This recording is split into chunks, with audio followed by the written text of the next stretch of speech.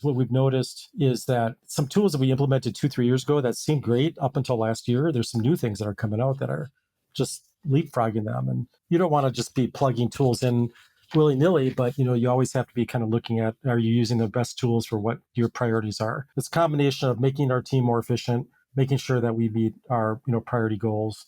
And of course, there's a cost, return on investment aspect that I have to, position with our CFO to make sure that what we're doing is the best investment for the business. You're listening to RevOps Champions, a podcast created for B2B leaders to help you align your people, streamline your processes, trust your data, and leverage technology in order to grow your business. We're your hosts, Brendan Denewell and Amy Weaver. Describe to us what you're up to at Parallax. Your role is Senior Vice President of Sales and Marketing, and you've been there around a year. Is that right? That's correct.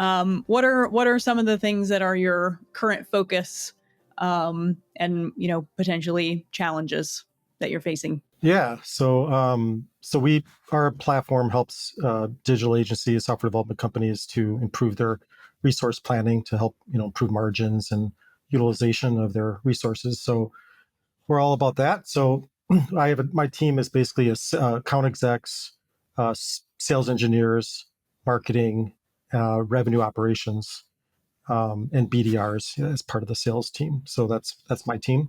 So we continue to continue to improve how we're going to market in terms of our messaging and our programs, but also kind of the tools we use to ensure that we're, doing things in a way that, helps us to track from initial contact through to customer engagement in a way that, helps our customers really understand how we can best work with them and then be able for us to track things along the way. And I was looking at your LinkedIn. It looks like you filled a revenue operations manager role recently. We did, yeah. And that's somebody that you said would report to you? Yeah, they're in my group. Yeah, they've started about 3 weeks ago.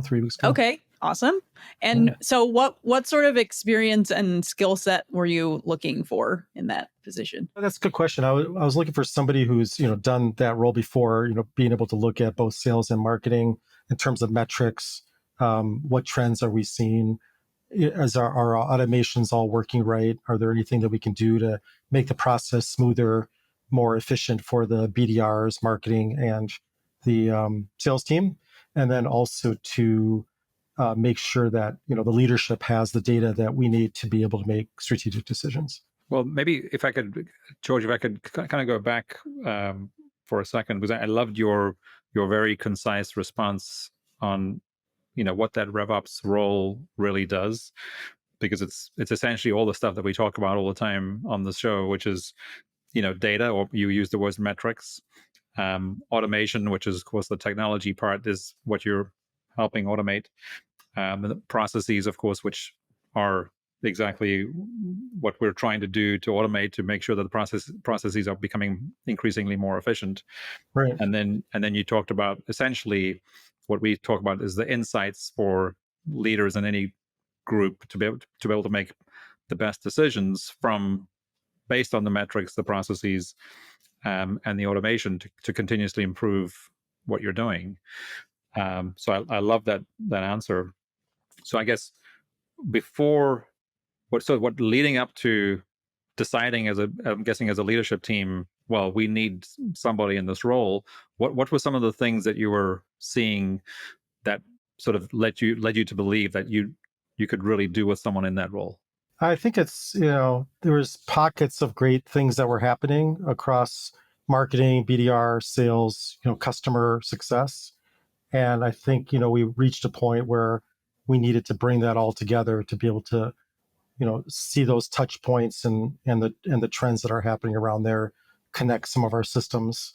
So we really started more on the sales and marketing side.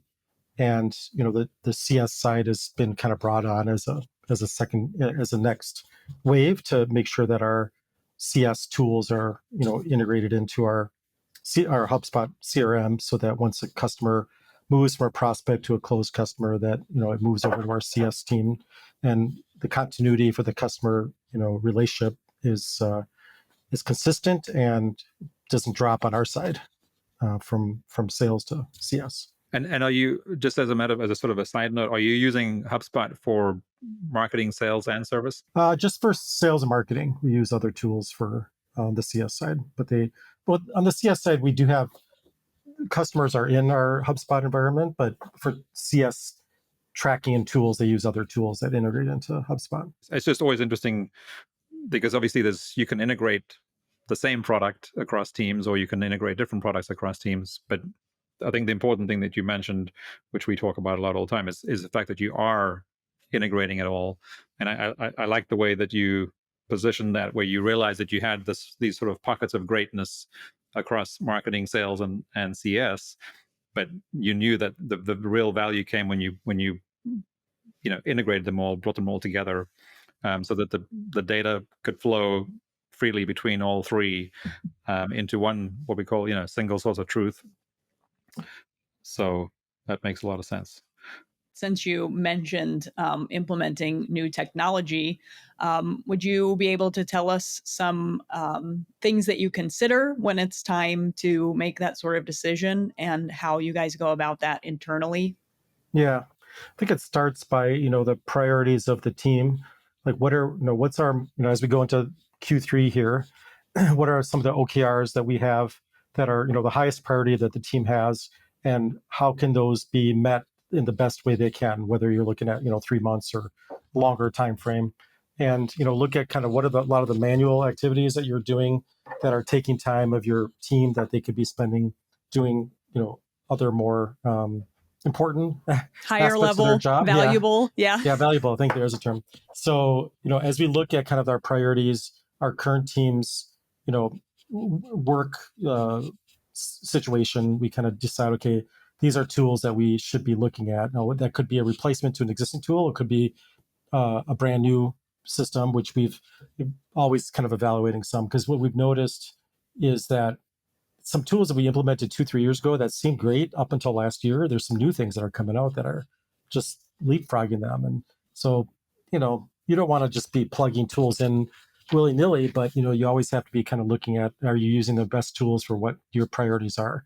So this combination of making our team more efficient, making sure that we meet our priority goals, and of course there's a cost return on investment aspect that I have to position with our CFO to make sure that what we're doing is the best investment for the business. Absolutely.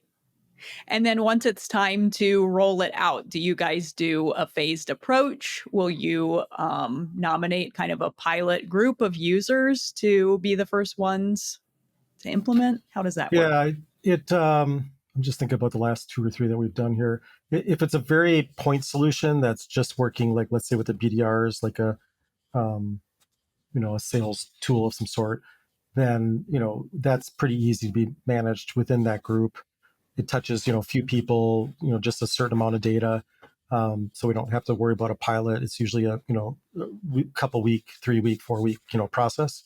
But the more it touches across the company, that would have been probably a longer process, and maybe we wanted a pilot with a little group to make sure that it we have it set in terms of the processes, the data, the implementation, the training, the support aspect, to make sure that it rolls out correctly. So it kind of depends on the scope of the technology.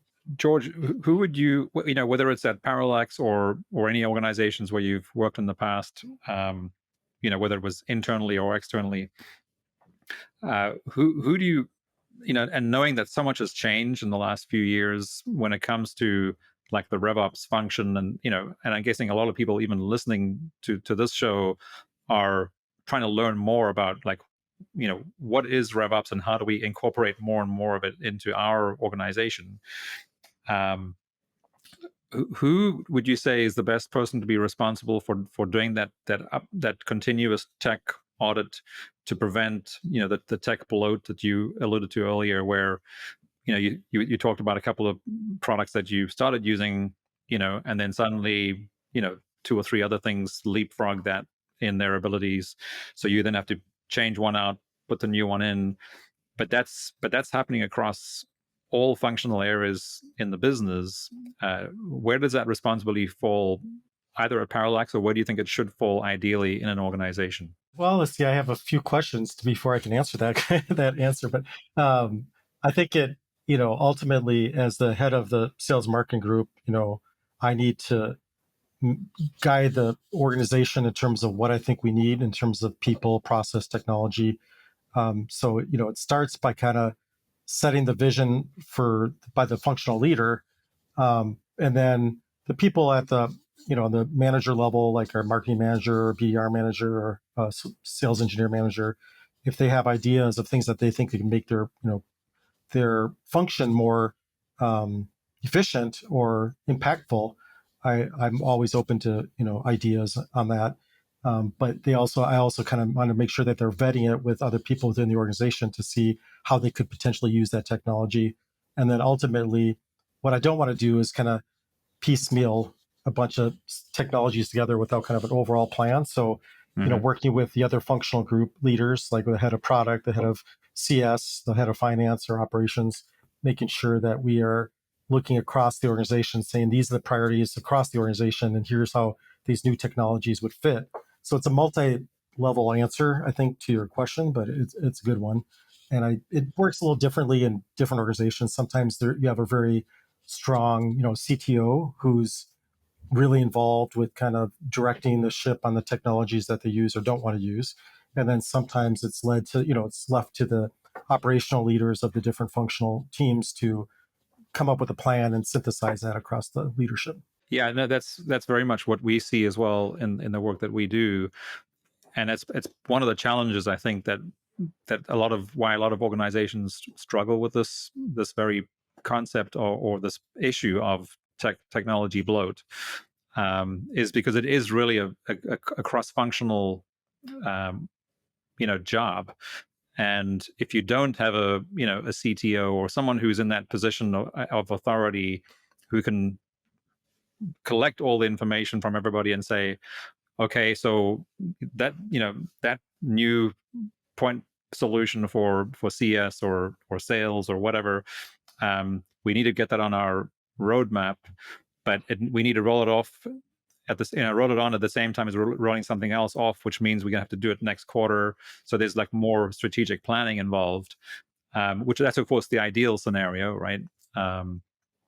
But I think unless you have that scenario, it's just doing the best that you can through good communication across leadership of these are the tools that are going to help us move faster in the next 90 to 180 days. Does it make sense to do this now, or do we wait, kind of thing? Yeah. It also depends. I'm thinking about like a early stage company, the CEO. Sometimes the CEO comes from a technology world or software development or product or sales or operations. So depending on where that CEO comes from, they have certain strengths and weaknesses around the technology and the operational aspect of the business. So if they're coming from the sales side, they need to have an operational leader or a technology leader that can help kind of scope that and plan that.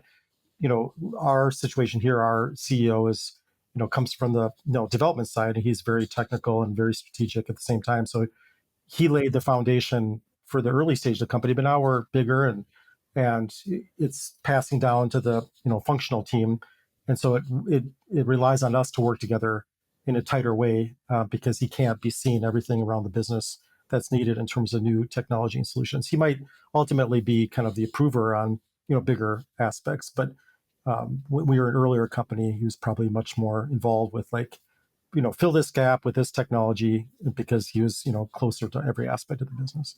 Yeah, Mhm. yeah, which is just part of the whole life cycle of growing and scaling a business, right?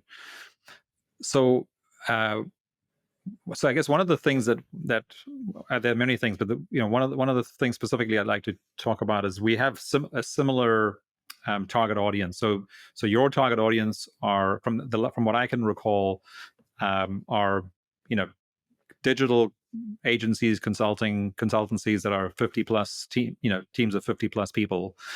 Our we're doing a lot of work in the consulting space, but more in the AEC industry. So architecture, engineering, construction. But ultimately, they're all professional services businesses. We're of course one ourselves. even though we're often confused with being a technology company. We're not a technology company, which is why we partner with technology companies. How do you think your ideal? So take a client of Parallax that's maybe 150 or 200 people, which is very similar to a client of ours that is 150 or 200 people, both professional services businesses. A lot of them who are going to be listening to what it is that we're talking about here. Do you have any insights on how they should structure their business? Because as you know, and one of the reasons that those companies are using Parallax is for resource management. Because one of the ways that you scale professional services businesses is by hiring more people, right? Or as you scale, you need to hire more people, at least until we all figure out the whole LLM and AI component. But so how would you say professional services firms, lower mid-market size firms should structure their RevOps teams, knowing that in our space or in the AEC space, they don't talk about RevOps because they don't typically have dedicated sales teams. They typically have a marketing department that's very sort of brand focused, but they don't do a lot of automation and demand gen and that kind of stuff. Any thoughts or insights? We're all about, our platform kind of instigates change in terms of helping our customers, get the right processes to the right people so that you can scale the business. So, being able to visualize the resources that you need and the potential revenue and the margins of those projects. You need to have people doing, entering in projects into a CRM, like a HubSpot, that carries through into Parallax, brings in your time tracking information, and then you can look at your financials of your projects and then decide your resource plan accordingly. And so the revenue operations really is different than us because we're selling, software as a service, and our implementation services, they're basically selling professional services team members and the resources available to them. So they have to think in terms of maximizing those resources at the right time and be able to know when to hire the right person at the right time, looking at the margins of those projects and make sure that they're maximizing those. They're not over servicing or under servicing clients. Making sure that they know when they, like I said, when they should hire, and then ultimately, that profit margin, you want to continue to increase your profit margins as well as your utilization, because that's where you can get more revenue more revenue through the company with the same amount of people until you actually have to hire or contract out. So the revenue operations aspect of a customer of ours flows through to all those processes, not just on the on the selling side. Like ours is a little different, like I said. So that's my initial thought. I was hoping you might have some playbook that would be super valuable, but it is challenging, because RevOps ultimately comes out of the technology space, but I think we all know that there's absolutely a value play in professional services. We're part of the quest of this podcast is how do we figure that out and help professional services teams figure out how they essentially use the alignment that comes from RevOps to power and help them scale their businesses. Yeah, I think one of the things that helps also is even though a lot of companies find this challenging, is to begin to look at the commonalities across all your service deliveries and start to templatize those and say, okay, this project, I'm just going to make this up, a mid-sized web design project needs a project manager, a designer, and a developer for 3-4 weeks.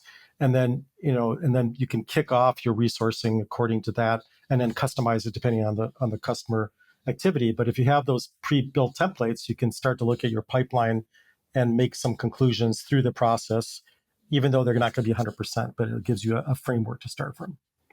And I attended a Bureau Digital event where we were brainstorming around a lot of how to templatize your services so that you can scale better than making everything custom from the ground up. And that was a very interesting discussion because everybody's in a different place. Some people were like, nope, we've never done that. Some people were like, we've got all the templates all figured out, and everywhere in between. So it was kind of an interesting conversation. Yeah. So, thinking back, it doesn't necessarily have to be from your time at Parallax either, but thinking back to your other roles, what were some characteristics of the teams that you felt like were able to scale efficiently, kind of had it figured out, well-oiled machine situation, versus the ones where they maybe hit some plateaus or struggled a little bit more to go through those phases of growth? I think there's a few aspects that play into that. One is the unique value proposition of the offering, in terms of are you hitting something that people really are feeling the pain. And number one, they know they have that pain, because I've been I was a consultant for 6 years to a number of early stage companies, and even though the CEO or the leaders thought there was a pain, there was so much education to get to the customer to explain to them that they had that pain. It just was, the sales process was too difficult. So starting with a unique selling proposition of a pain point that the target customer understands and believes that they have. That's the first thing. Second was, making sure that the leaders across the company were all rowing in the same direction. I've been in situations where some people wanted to go after big customers or a certain submarket or small customers or consumer play. And if you're not all on the same page on that first target that you're going after, it's going to be hard to scale. And I think tightening your target is important, because a lot of companies they're so excited about like the shiny objects out there. Like, we could go after this market, this market. Yeah, exactly. So, like, we're focused on very specific markets and solving that problem until, maybe later when we go to adjacent markets, but let's get this market solved and capture a lot of great customers. So I think those are two things. And then, there's also, even the board of directors. Sometimes the board and the leaders, our CEO, maybe aren't aligned. And I've been in situations where there's board members that are kind of pulling us over this way, and our CEO wants to go this way, or not our CEO, previous company. And so alignment from the board, the CEO, and the leaders of the company is really important. And then not overspending early in your launch to for things that are not going to help your customers see the value you bring. Things like overspending on a building, or trips, or whatever it is. Like, focus your funds on getting the right product out at the right time to the right market, and the rest of it can wait. So those are the things that I saw that really helped the customers that I worked with before. Which I think are all, I mean, other than there's some things that of course are technology or SaaS business specific, but I think for the most part those are very transferable to to professional services businesses, and of course if they're established businesses, like, so a lot of the companies that we work with have been around for 40, 50, 60, 70, 100 years, and so they don't have, so one of the benefits that they don't have is that startup mentality, which is part of the challenge that they're having, is they're still doing, they were so successful, as my kids say, in the 1900s, but that doesn't work so well anymore. And the question is, how do they now use the technology and the access to data that they now have that they didn't have in the 1900s, where you could absolutely grow an incredible business just through relationships, and now it's a case of it's relationships and the technology and data and tools available to you to really focus on the relationships that are most valuable to you. Right.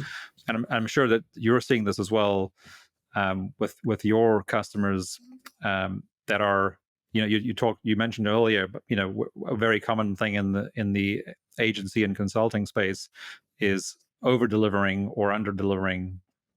So some clients get more more hours or fewer hours, or more value or less value, and there's a myriad of different reasons.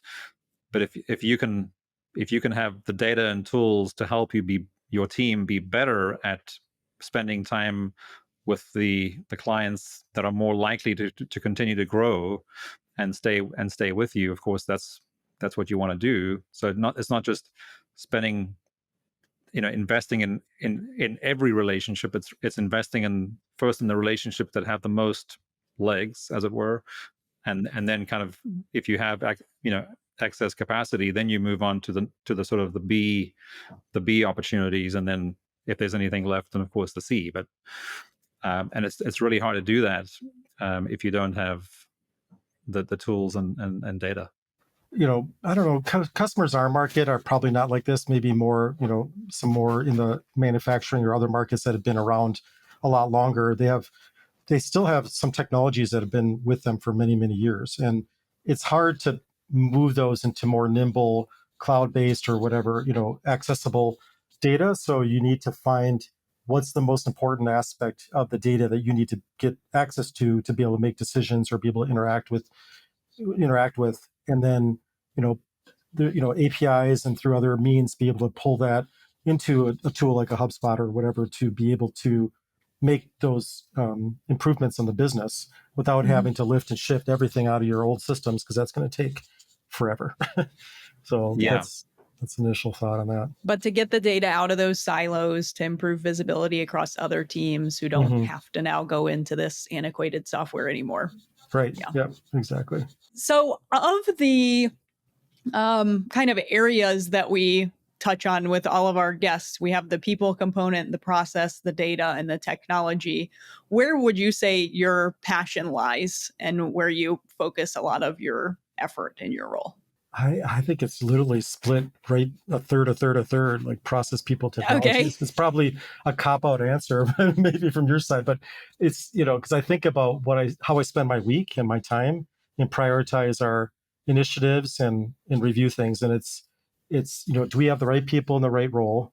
And are we educating them and enabling them and updating them on what's going across the business? Do we have the right technology to enable them to do their job, and then do we have the process in place so that they can get their job done completely and efficiently, and that we don't have a lot of rework and manual activity across those. So I think it's a combination of all three. Okay. Yeah, that's, which of course is ideal, and Parallax is lucky to have you. Yeah, thank you. Because I think it is a fair point. I think you mentioned this earlier about CEOs, especially in startup businesses, they typically have a strength from their experience, right? And then the successful ones hire other people who have the opposing strengths. Complementary. So exactly. Yeah. Georgia, I'd like to come back to something that you were saying earlier about the USP qualifiers. So, because this is a mistake that we've made, over and over again at Dynamico too, which is we can see the pain like 100 miles away with a particular business. But your point is that unless they see the pain and realize the pain, it doesn't matter, because the process to educate them of how that pain is showing up and affecting their business is just inefficient, right? Right. So in your experience with working with professional services companies, do you see the lack of insight into, for example, having all your data in one single source of truth? In other words, where it's all integrated from marketing, sales, customer service, or whatever they call those teams in their companies. Do you think that they, and this is a bit of a selfish question, but do you think that they see that as a problem, that they don't have real-time insights into their customer data, essentially? Yeah, I think they do, but I'll caveat that in probably 2 or 3 different ways. One is it depends on the type of person who's interacting with us. If there's somebody that comes from project management, somebody from finance, someone from delivery, they'll have different views of that challenge. And and some people have a view of, well, we have the data, it's all in a spreadsheet that's manually, entered. So it's just not efficient, but it's a bigger thing than that, right? Because not only is it not efficient, it might not be accurate, and you don't have the real-time insights to have people as you scale to be able to make decisions. So um, I think it depends on the person coming in and kind of their viewpoint about that. But I mean, a lot of professional services companies are still using spreadsheets to export things from HubSpot or from their time tracking tool or whatever and make decisions about resourcing. And that's where we're kind of plugging in so that they have that real time access to one dashboard that has their current and projected projects coming up. But it's definitely a challenge that I see at almost every company. And the viewpoint, when we talk to somebody, they know they have a challenge. Sometimes we have to educate them, like, the challenge that you're seeing is just part of it. Here's the other part that you're seeing. And let's bring in these other team members to help kind of round out the discussion to really see how the value is of a solution like ours, or if you choose a competitor of ours. And then, so what do you think are the most common business pain points or problems that, in your case, agencies are having, for which they come to you? I mean, because ultimately, obviously, they want to be better at resource planning, but what are the specific things that where one day the CEO or COO of an agency wakes up and says, okay, this is it, we need to stop this immediately. Madness. yeah. I think they have this. They have like a resource planning meeting every week, and every week they can only see like a week out because they know the deals that they've sold. I'm just kind of generalizing here, and they can't see past a week or two. A lot of agencies I talk to are like that in situations. So they need to be able to view past the week or two of their resource planning so that they can do the resource utilization plan for a broader, longer period, so they can do the right staffing, see if they need contractors or somebody to hire, and bringing in the data from HubSpot or other CRMs, into that common platform allows them to look past the 1 or 2 weeks so they can do better capacity forecasting. And then secondarily, it's about the margins. Not secondarily, it depends on the company, but in other areas, the margins, they don't have a really viewpoint of sold versus actuals in terms of, what did they deliver? How did it compare to the margins that they expected, and where they're getting for each of the projects that they're working on. So it's a combination of those things. Yeah. So being able to see and plan further ahead, and then knowing ways that they can pull levers to improve their margins over time. Correct. Yep, that's correct. Well, we haven't talked about data as an asset or liability. Do you have a strong opinion one way or the other, whether that's true? Well, data is important if it's clean, accurate, and accessible. So I would say those three things have to be in play. I mean, we've whether it's in HubSpot of a small thing like duplicate records, which can cause major pain in the butts for the sales team, right, or whoever, through to the people right in the system. Are these our customers, and are they using these products? What were the invoices we sent them? Where's their contract? All that stuff from initial touch point all the way to servicing them is hugely important if you really want to have an efficient business that you scale. So that's definitely high on the priority list to keep your data clean, updated, and secure and accessible.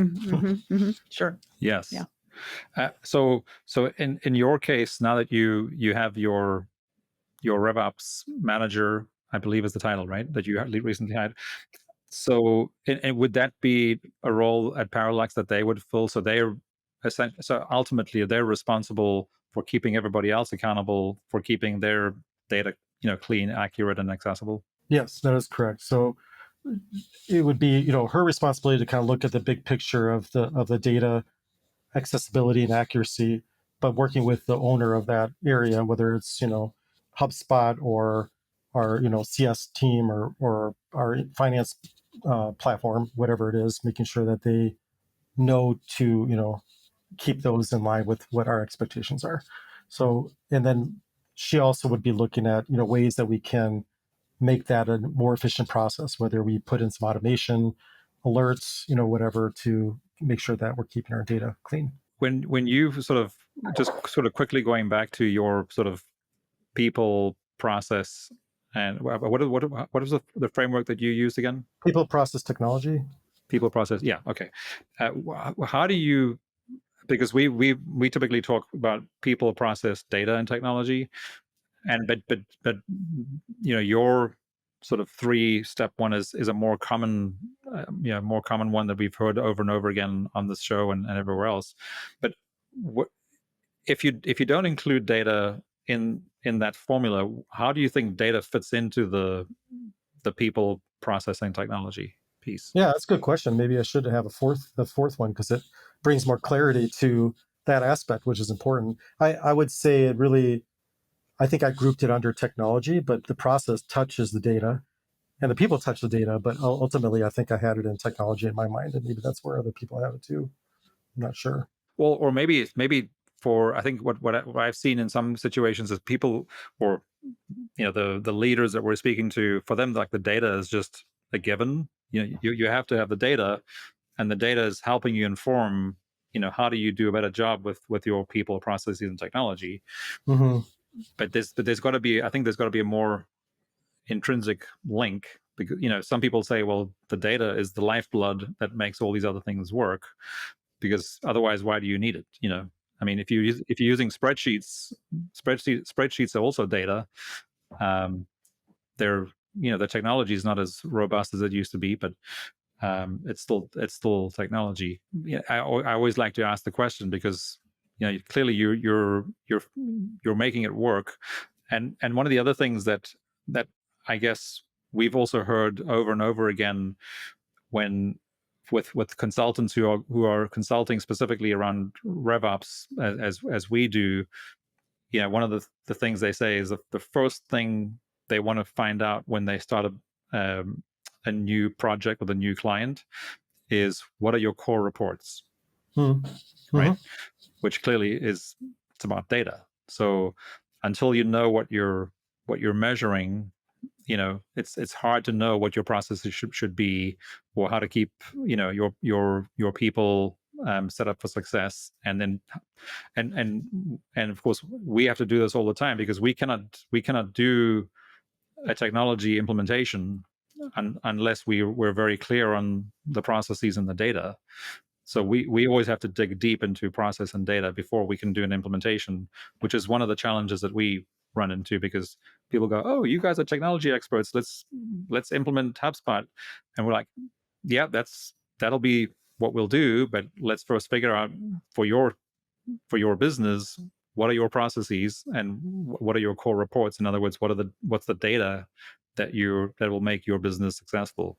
Yeah, and I guess what is the data that would make you successful? And if you can't get access to it right now, where does it live? Or if it doesn't live anywhere, where could it come from? And I think working backwards from there is important to kind of unpack, where they need to go in terms of that first phase. Yeah. And one of the answers that I often get is, it doesn't really matter how they say it, or how we get there, but ultimately the answer is, well, we're not really trying to grow. In which case, well, if you're not trying to grow, then why do all this? So we, again, back to your USP insight. It's for us, it's always important to remind ourselves that clearly, if a company is not trying to grow or scale, there's no point us getting all excited about the opportunity that they have, because if they're not trying to grow for whatever reason, then they might not want to do all this, make this investment, and go through all this change, if they're just trying to stay the same size. Yeah. Right. They could, either use their current technologies and just tweak them, or adjust some processes for that next phase if they're not, looking to grow in the next years. I agree with you. Yeah. Or if they're in a position where they can wait for a week or two for someone, or for 3 people to run all the reports and put Yeah, it that on might be their okay. desk, it might be okay. Yeah. Yeah, exactly. So, as we get close to time to wrap up, are there any pieces of advice that you would offer folks, whether it's in a RevOps capacity or aligning their people, process, and technology? On the revenue operations, I would say there are some companies out there that have marketing operations and some that have sales operations that are disconnected. And I think, the bigger you get, that's easy to form, but there's a recent kind of over the last year or two, maybe you guys led the way, I don't know, but revenue operations kind of bringing that together at the top is important. And I think if you have sales operations and marketing operations in silo, I think consider kind of merging that together, because looking at your cost per lead or your you know cost for acquisition of a customer, or whatever, if you don't have your marketing and sales information together, it's going to be harder to make those conclusions and decide some decisions about the company. And then ultimately bring in the customer success side too, so that there's that integration, so that you can flow your customer from one side to the other of the business. But I think I have talked to several people when I bring up revenue operations, and they say, "Oh, we have that." And I say, "Well, what do they do?" And they describe somebody who's in marketing operations, or they describe somebody who's in sales operations, and they're different unless you really think through kind of how do you bring those together. So that's my Right. thought about that. And align them around, if not the same KPIs, the ones that would feed into one another, to where it's not like a me against you, like I get more credit or you get more credit. Right, exactly. Yeah. Because then if you bring your cost per lead and other marketing operations information forward, and then you bring your sales operations information forward, bring it to the leadership, it's a lot of thinking to kind of put that all together. So if you want your leaders to be able to make decisions about the business based on data from your team and your customers and the market, you need to look at those together. Yeah, which I think is sort of comes back to what you said early, at the very beginning, which is, if you have pockets of good things in your organization, if they're not connected, you don't actually get the full value of being able to make better, faster decisions, because again, they're not integrated, and they don't give the leadership team the insights that they need in real time to make those decisions. Yeah, it's kind of, yeah. I again, Amy's probably sick of me using this analogy, but it's kind of like the pilot analogy, or when the first time you walk into an airplane, or when I was, I don't know, maybe 10, I walked into a jet for the first time, and looked left as I got up to the top and saw this cockpit with all these buttons and levers and whatever. I'm like, oh my gosh, these pilots must be incredibly smart, and of course they are.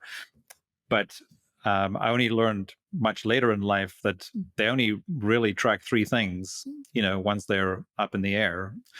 And I think that's the same way that, the leader of any functional area of a business, or a CEO, thinks. It's like, what are my three, you used the term OKRs earlier, metrics, OKRs, KPIs, whatever it is.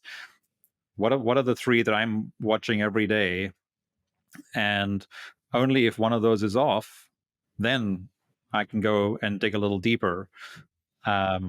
So in the case of the pilot, if as long as their direction is what it should be, their altitude is what they should be, and their velocity or their speed is what it should be, they're fine. And if one of those suddenly changes for some reason, then they can start digging into, well, why is our direction off, or why is our speed down, or why is our which comes back, of course, to how data is really so integrated into all this, and you cannot manage what you cannot measure. That's very true. We say that around here too. I'm sure you do. Yeah, knowing Tom, I'm sure that's very much part of what. Yeah. Well, have you had any projects recently with clients that you found like particularly exciting, or maybe had a better result than you expected and was a big win for the team internally? Oh man, there's several of those. I think without giving names, we've had a couple clients that we really helped them, improve their operations in terms of the utilization, project margins, visibility to the future, and that, I believe, helped them to get acquired by a larger entity.